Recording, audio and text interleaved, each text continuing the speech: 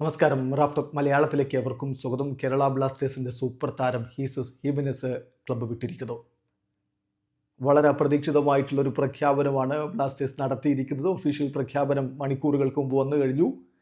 അതിൽ പറയുന്നത് ഹീസസ് ഹീമെനസ് കേരള ബ്ലാസ്റ്റേഴ്സുമായിട്ട് ഉള്ള ബന്ധം അവസാനിപ്പിച്ചിരിക്കുകയാണ്. ഒരു മ്യൂച്വൽ എഗ്രിമെൻറ്റിലൂടെ അവർ പാർട്ട് വേ ആയിരിക്കുന്നു. ബ്ലാസ്റ്റേഴ്സിന്റെ ഒഫീഷ്യൽ സ്റ്റേറ്റ്മെന്റ് ഇങ്ങനെയാണ്: Kerala blasters FC and Jesus Jimenez have reached an agreement to mutually part vase.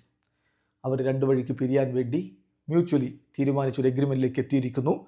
അദ്ദേഹത്തിന് എല്ലാവിധ ഭാവുകങ്ങളും, അദ്ദേഹത്തിൻ്റെ ഭാവിയിലെ സംരംഭങ്ങൾക്ക് എല്ലാവിധ ഭാവുകങ്ങളും നേരുന്നു.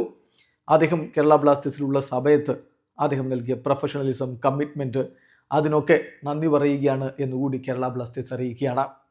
നമുക്കറിയാം, കേരള ബ്ലാസ്റ്റേഴ്സിലേക്ക് കഴിഞ്ഞ സീസണിലാണ് ഹീസസ് ഹീമെനസ് എത്തിയത്.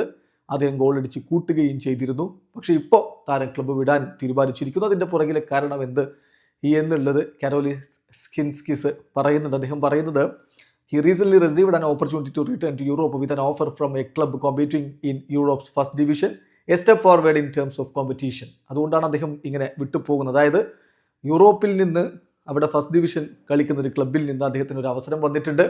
സോ അത് ഉപയോഗപ്പെടുത്തുക. അതിൻ്റെ അടിസ്ഥാനത്തിലാണ് അദ്ദേഹം കേരള ബ്ലാസ്റ്റേഴ്സ് വിട്ടു പോകുന്നത് എന്നാണ് ഇപ്പോൾ കാരോലിസ് സ്കിൻസ്കിസ് പറയുന്നത്. വീഡിയോ അവസാനിക്കുന്ന ഫുട്ബോൾ ലോകത്തെ കൂടുതൽ വിശേഷങ്ങളുമായി റാഫ് ടോക്സ് എത്താം.